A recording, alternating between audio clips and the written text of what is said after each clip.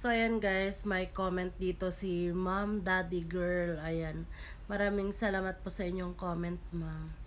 Pero bago ko yan sagutin, ang ganda ko naman dito sa, ano na to, sa filter na to. So, ayan, ang tanong po ninyo, ma'am, sis, ask ko lang po, nang ipinanganak ka ng mama mo, ganyan na siya at hindi niya alam na ikaw yung anak niya. Sis Daddy Girl, oo sis, pinanganak ako ni mama ay ganyan na po siya. Kasi nag-start po yung sakit niya sa pag-iisip ay simula nga nung time na pinagsamantalahan siya ng sarili niyang ama, yung aking papalolo, at ng kanyang sariling kapatid. So, doon po nag-start lahat sis na nawalan na siya sa, nawalan na siya sa sarili, hindi na siya normal. Ayun na, hanggang sa umabot ng ilang taon sis, nabuo ako. Ayan, so yung papa ko is yung aking lolo. At ayun, nung lumaki-laki ako, syempre sis, kasama-sama ko siya. Pero nung maliit ako sis, ramdam ko naman yung niya, yung pagmamahal ba, kahit ganito na siya. Kasi nga, pinapadede niya ako dati, bit niya ako dati, ganon. Pero kailangan, inuutusan siya.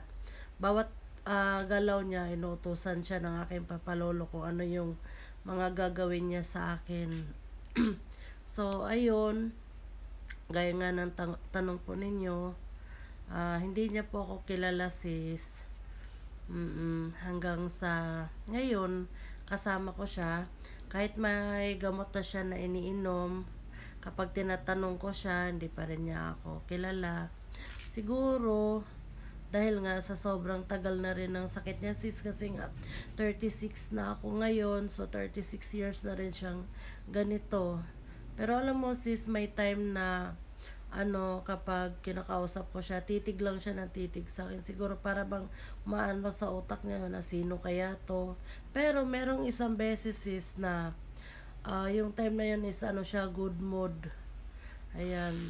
So yun, kinakausap ko siya. Sabi ko, binabanggit ko yung mga tao na, alam mo yung mga kapitbahay namin noon, yung aking papalolo, binabanggit ko yun. At yung kanyang dating asawa, binabanggit ko. At yung kanyang dating asawa sis ay nakilala niya. Ayan, binabanggit niya sa akin yung pangalan. At yung kanyang yung kanyang yung kanyang ama, ayan, nabanggit niya po. At yung kanyang mama. At ayun nga, ngayon pag tinatanong ko na naman siya uli, hindi na naman niya uli makikilala. May time lang sis na okay yung mood niya, nakakaalala siya. May time naman na wala talaga siyang maalala.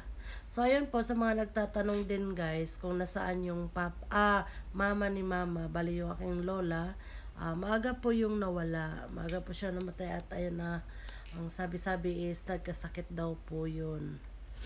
So ayun po yung sagot ko sa iyong katanungan, Ma'am Daddy Girl. Maraming salamat po sa inyong comment.